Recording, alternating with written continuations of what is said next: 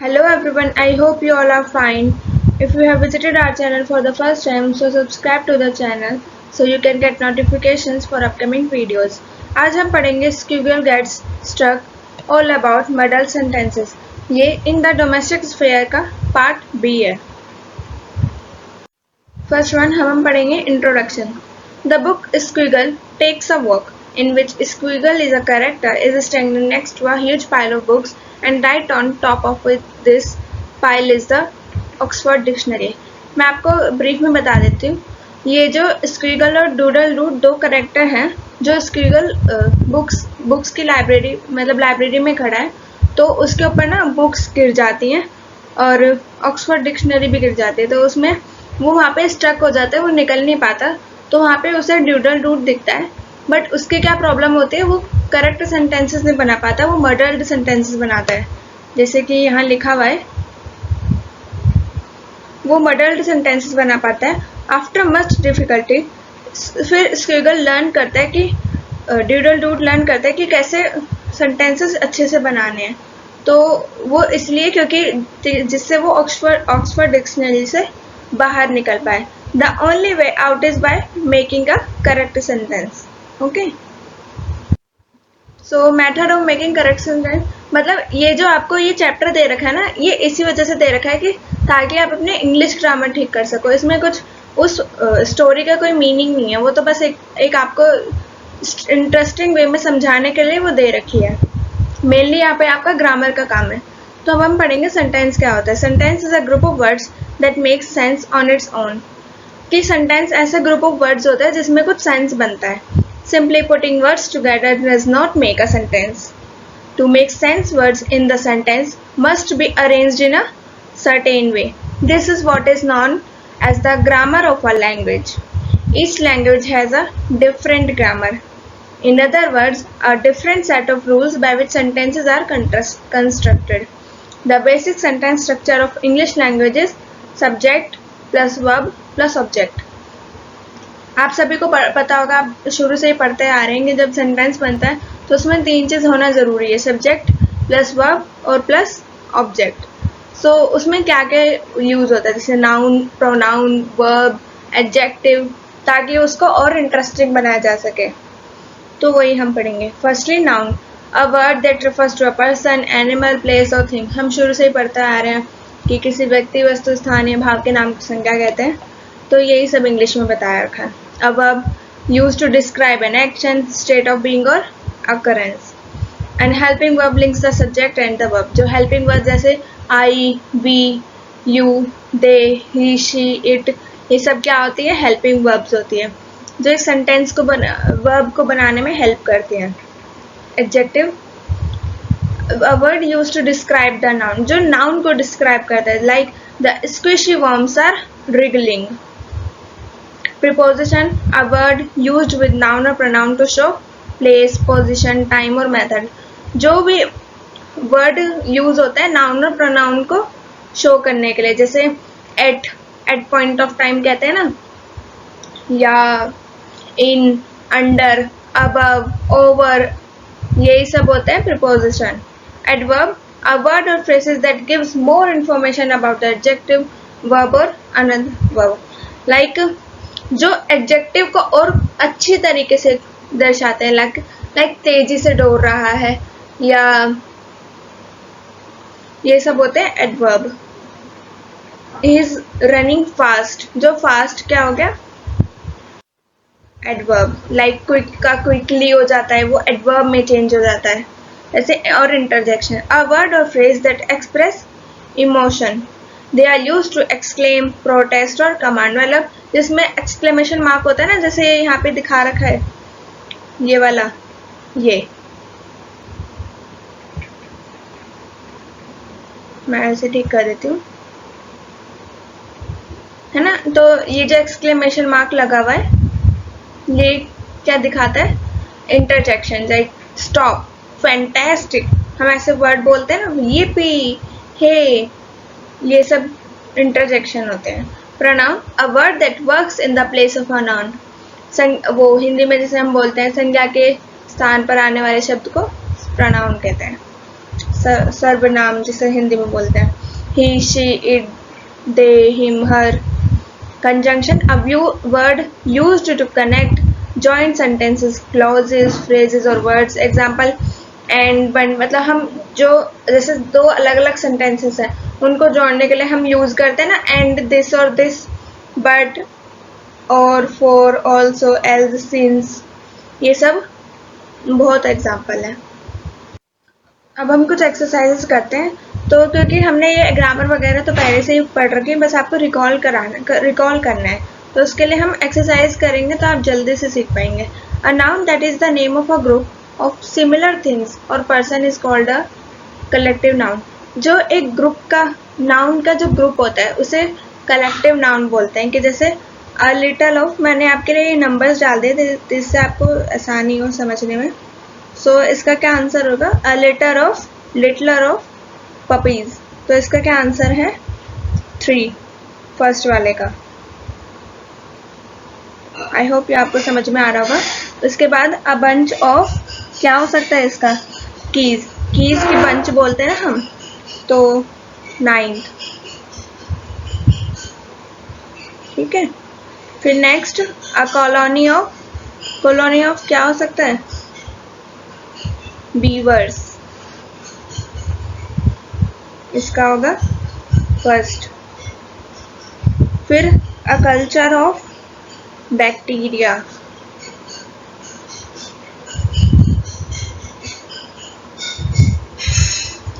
उसके बाद a pack of thieves कहाँ पर है, 10th।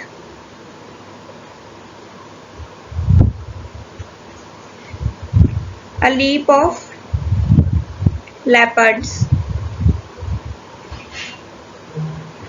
ना आप कह रहे होंगे इतना कंजस्टेड हो गया, but please try to understand. A panel of experts,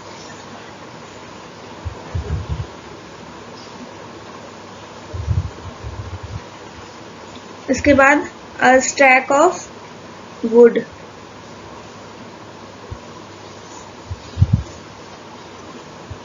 a flight of stairs,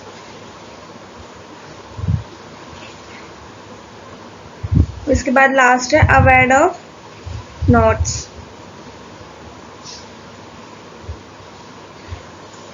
तो इस तरीके से नाउन के जो ग्रुप बना हुआ होता है उसे क्या बोलते हैं, कलेक्टिव नाउन। अब complete the sentences with the correct form of verb from the choice in brackets. Incomplete sentence को कंप्लीट करना है वर्ब यूज करके।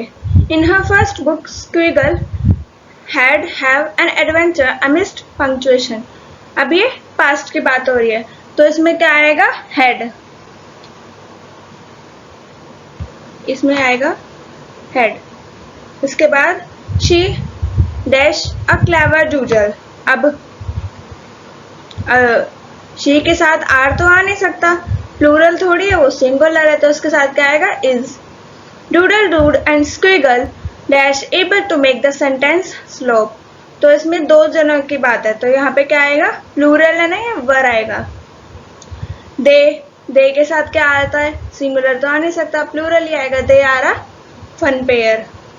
Do you have, do you के साथ क्या आता है, देखो ही, शी, इट, ये सिंगुलर होते हैं, इसके साथ क्या आता है, हैज आता है। आई, वी, यू, दे के साथ क्या आता है, हैव आता है। और जो सिंगल पर्सन का नेम भी होता है उसके साथ भी हैज ही आता है। आई के साथ तो एम आता है, इस तो आ ही नहीं सकता। I am thinking of Squiggle's next adventure. Who dash illustrated this story. अब ये जो स्टोरी है किसने इलस्ट्रेट करी है, इसका क्या होगा आंसर, इसका होगा have. Wait who has have illustrated this story, इसका क्या हो सकता है, हैज होगा इसका। हु हैज, एक पर्सन की बात हो रही है ना, सिंगुलर है। His name is Vikram, his के साथ ही आता है इज, एम तो सिर्फ आई के साथ लगता है। डू यू हैव आएगा इसके साथ। Do you have a pencil, अभी मैंने बताया था आई वी यू दे के साथ हैव लगता है। Are you ready to draw? You के साथ क्या आता है? आर। सिंगुलर के साथ इज आएगा, प्लूरल के साथ आर। दो जने बात कर रहे हैं ना। Now next, what are adverbs? Adverbs can be 4 kinds. Adverb of manner tells you how an action is done, कि एक्शन कैसे होता है। Adverb of place tells you where the action is done. Adverb of time tells you when something happened and when somebody did something. किस time पर हो रहा है, when आ गया उसके लिए. Adverb of degree tells you how the action is being done in comparison. Like quickly. Quickly किसका हो गया? How. कितना जल्दी कर रहा है वो. Very. Very भी उसका ही होगा. और क्वाइट, ही रैन क्वाइट फास्ट, तो ये भी इसी का होगा, हाउ का, फर्स्ट मैनर वाला. अंडरलाइन द एडजेक्टिव्स, मतलब इसमें एडजेक्टिव मुझे बताने की आपको जरूरत नहीं है, जो नाउन के उस पे, जो नाउन को दर्शाते हैं, लाइक संज्ञा को मतलब एक विशेष तरीके से दर्शाते हैं, उसे नाउन कहते हैं ना, है ना. तो इसका आंसर्स करते हैं. The heavy monsoon rains. The heavy monsoon rains bring all the worms out of the squishy mud. तो इसका क्या होगा एडजेक्टिव? Heavy monsoon. नाउन क्या है? मॉनसून रेन्स, और उसमें एडजेक्टिव क्या लग रहा है? हैवी. उसके बाद the green snake slithered down the long corridor while sticking out its forked tongue. इसका क्या होगा? Green. I am the slimy dirt covered wriggling worm that made Natasha screech. इसका क्या होगा? ये भी सारे एडजेक्टिव हैं. Slimy, dirt covered, wriggling. ये इसको क्या बता रहे हैं? नताशा को स्क्रीच कर रहे हैं. उसके बाद stick together. It's time for conjunctions. अब हम करेंगे conjunctions. मैंने पढ़ाया था ना, जो भी दो सेंटेंस को जोड़ते हैं उसको एक सेंटेंस बनाते हैं, उसको क्या होता है? conjunctions बोलते हैं. आर, सिंस, फॉर, ये सब क्या होते हैं? conjunctions के example. Arjun and Ari are coming to visit today, तो इसका क्या होगा? आर. कंजंक्शन क्या है इसमें? आर है. You can't play with them until you finish your work. ये एक अलग सेंटेंस हो गया. Until you finish your work ये अलग सेंटेंस हो गया. The teacher is strict but fair.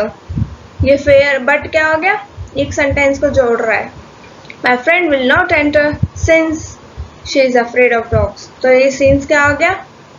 Conjunction. I would tie him up but you can either eat ice cream और have a soda.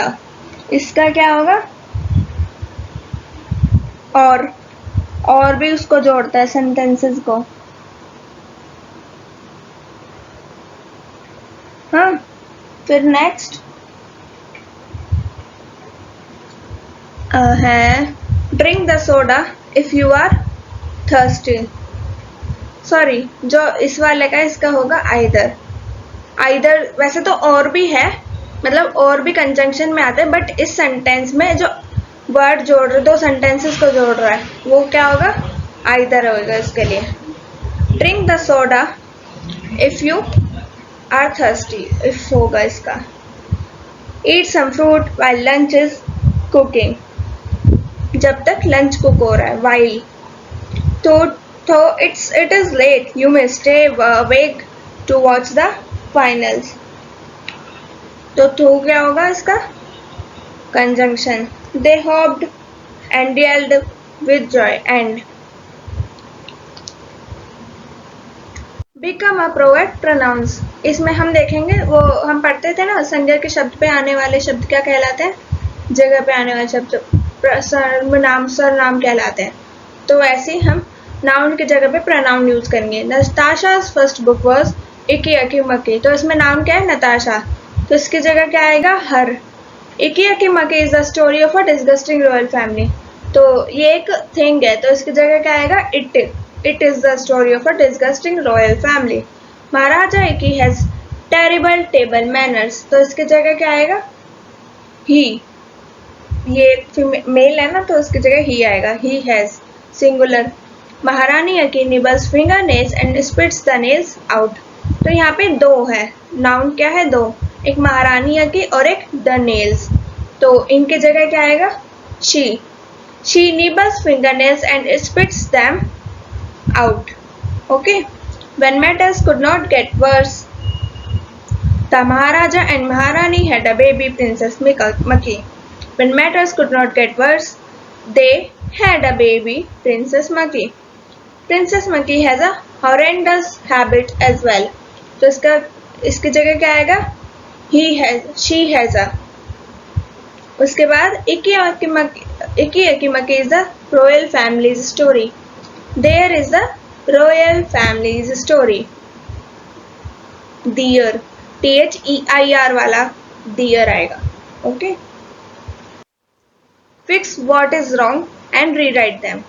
The dog was barked at the cat. तो इसमें क्या करना है आपको? सेंटेंस बनाना है. ओके. तो इसको ठीक से कैसे लिखेंगे? The dog was barking at the cat. इसमें प्रेजेंट कॉन्टिन्यूअस आ गया है. The cat looked down from its spot on the wall. तो इसका क्या हुआ sentence? The cat looked down from its spot on the wall.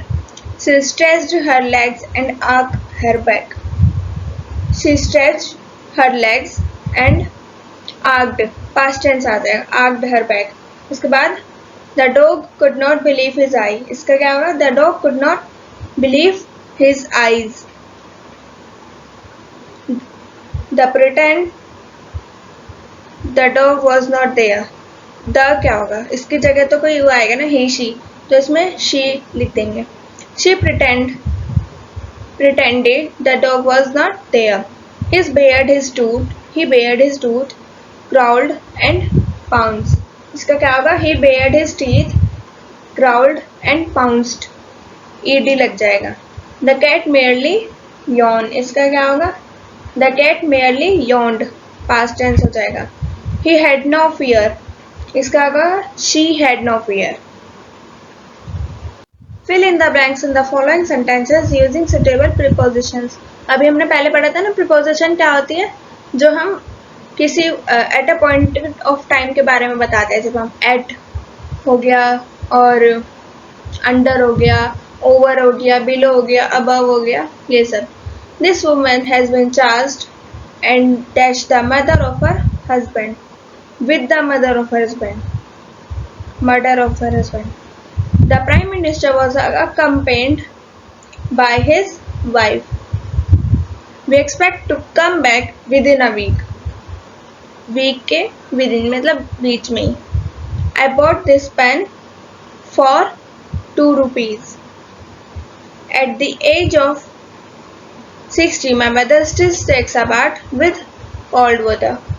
I go to my college on foot.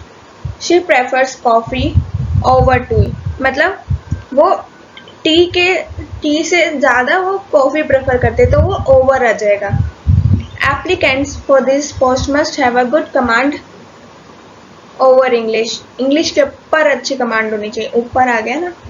The seminar on rural development will commence from Monday. Monday से start होगा. Commence मतलब होता है start होना. The minister showed concern at the rising incidents of. एक point of time की बात हो रही है.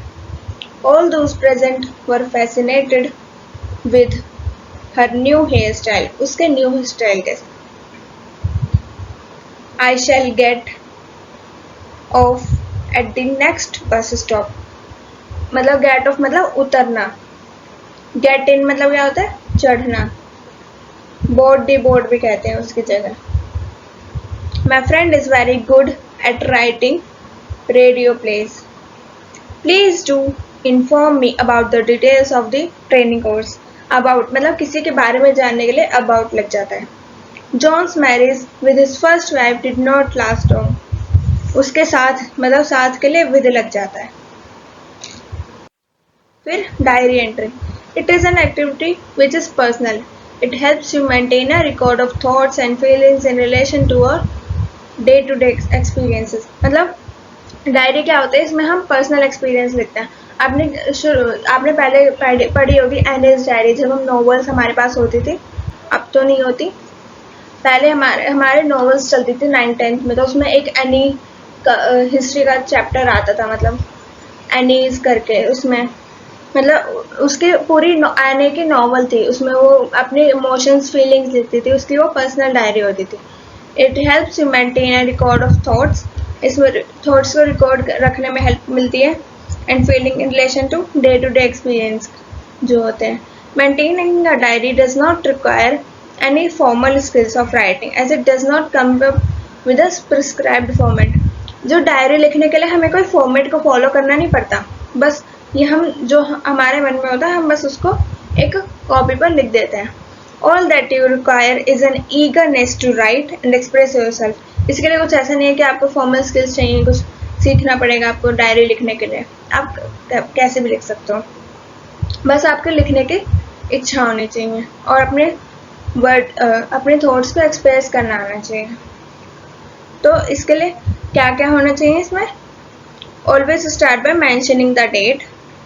वैसे अभी जैसे कहा है कि इसमें कोई ऐसी स्किल्स नहीं चाहिए, बट वो होता है ना जब हम भी जैसे अगर आपने भी कभी सोचा हो कि मैं भी कभी डायरी लिखूंगी, बट वही है फिर प्राइवेसी नहीं रहती घर में, तो इसलिए फिर कुछ लिखते नहीं है हम, लिखना छोड़ देते हैं।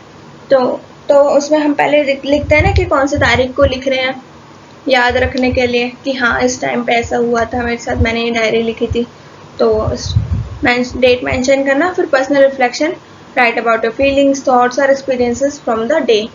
बी ऑनेस्ट, जो आप लिख रहे हो ऑनेस्ट लिखो, क्योंकि आप अपने इमोशंस को बाहर निकाल रहे हो, जितना आप लिखोगे उतने आपके इमोशंस निकलेंगे। Keep it casual, use a relaxed and personal tone, मतलब ईजी टू अंडरस्टैंड होनी चाहिए। Highlight important events, focus on significant moments, ये नहीं कि सब चीज़ लिख दिया पूरे दिन में क्या हुआ, कुछ स्पेशल मोमेंट्स लिखो, वो अचीवमेंट्स लिखो और चैलेंजेस लिखो। Describe emotions, mention how certain events made you feel, मतलब जो इवेंट्स हुए वो आपको कैसा फील कराते हैं उसके बारे में लिखो। फिर conclude end with a summary और thought for the next day, मतलब अब फिर उसको एंड कर दो समरी की तरह, और फिर सोचो कि मतलब, और आप ये भी बता सकते हो कि आप नेक्स्ट डे में क्या लिखोगे, इस तरीके से। अब डायरी एंट्री, वही डेट टाइम फिर डियर डायरी, सॉरी तो ये तो आप पढ़ ही लोगे है ना, इस तरीके से आप डायरी लिख सकते हैं। उसके बाद में अपना नाम। Blog post, a blog is an informal diary style writing publish on the internet. एक ब्लॉग क्या होता है, इनफॉर्मल डायरी स्टाइल होता है जो इंटरनेट पे पब्लिश होता है। It is basically a web page that is created by individuals, companies etcetera. एक ये वेब पेज होता है जो कौन क्रिएट करता है, इंडिविजुअल क्रिएट करता है या कंपनी क्रिएट करती है, जो जिससे लार्ज ऑडियंस को वो रीच आउट कर सके। जैसे हम लिंक्डइन पे ब्लॉग पोस्ट लिखते हैं, ट्विटर पे ब्लॉग पोस्ट लिखते हैं, इस तरीके से। Who can take a interest in the post and comments on them, ताकि वो लोगों को रीच आउट कर सके और कनेक्शंस बना सके। अब इसके क्या पॉइंटर्स होते हैं गुड ब्लॉग बनाने के लिए, अट्रैक्टिव होना चाहिए, इंटरेस्टिंग हेडलाइन होनी चाहिए, मतलब बोल्ड टाइप से कि जो जैसे इंपॉर्टेंट है उसको बोल्ड कर दिया, बाकी कंटेंट को ठीक है नॉर्मल लिख दिया। बाकी जो उसका जो फॉन्ट स्टाइल होना चाहिए वो अच्छा होना चाहिए। जैसे मैंने फॉन्ट स्टाइल कौन सा लिया है इसमें, टाइम्स न्यू रोमन, इसमें आपको अच्छे से समझ में आ रहा होगा जो भी मैंने लिखा है। जो इसका जो साइज है फॉन्ट का वो भी सही मैंने जैसे उसका जो होता है ब्लॉग पोस्ट जो लिखा हुआ है ये 44 लिया हुआ है, और इसका मैंने जो कंटेंट है ये इसका मैंने 20 लिया हुआ है, ताकि आपको अच्छे से दिखे समझ में आए। इंटरेस्टिंग टॉपिक होना चाहिए, है ना, मतलब आपको भी लिखने में अच्छा लगना चाहिए कि आप जो लिख रहे हो कि ऑडियंस के हिसाब से लिखना चाहिए। सब सेक्शंस विद क्लियर हेडिंग्स, वही जैसे पहले मैंने जैसे जो फर्स्ट पेज था उसमें मैंने पहले जो जो टाइटल था वो लिखा, उसके बाद जो उसका नीचे का टॉपिक लिखा, उसके बाद इंफॉर्मेटिव एंड इंगेजिंग कंटेंट होना चाहिए, वही कि ऑडियंस के हिसाब से होना चाहिए, ऑडियंस को भी समझ में आए। Relevant internal and external links, मतलब इसमें लिंक्स दिए होने चाहिए। मतलब जैसे अगर आप कुछ इंफॉर्मेटिव ब्लॉग पोस्ट लिख रहे हो तो उसमें लिंक्स होने चाहिए कि मैं आपने ये कंटेंट लिया कहाँ से, क्योंकि वो भी तो जानना चाहते हैं ना जो अभी आपका कंटेंट पढ़ेंगे कि ये कितना सच है। रिलेवेंट पिक्चर्स होने चाहिए, इमेजेस होनी चाहिए, कॉपी नहीं होना चाहिए, मतलब इतना वीडियोस होनी चाहिए और समझ आने के लिए। So thank you. ये सारा आपको समझ में आया होगा। मतलब बेसिकली जो वो फर्स्ट में स्टोरी थी ना वो इतना मैटर नहीं करती, बाकी लास्ट का ये बेसिकली जो चैप्टर था वो ग्रामर के बेसिस पर था कि आपको इंग्लिश कितना अच्छे से सेंटेंसेस बना पाते हो, नाउन क्या होता है, प्रोनाउन क्या होता है, प्रीपोजिशन क्या होते हैं, सब आपको समझाने के लिए था। बाकी नेक्स्ट आपकी यूनिट होगी इन द यूनिवर्सिटी, वो आपकी आगे चैनल पर मिल जाएगी। Please subscribe to the channel. Okay, thank you.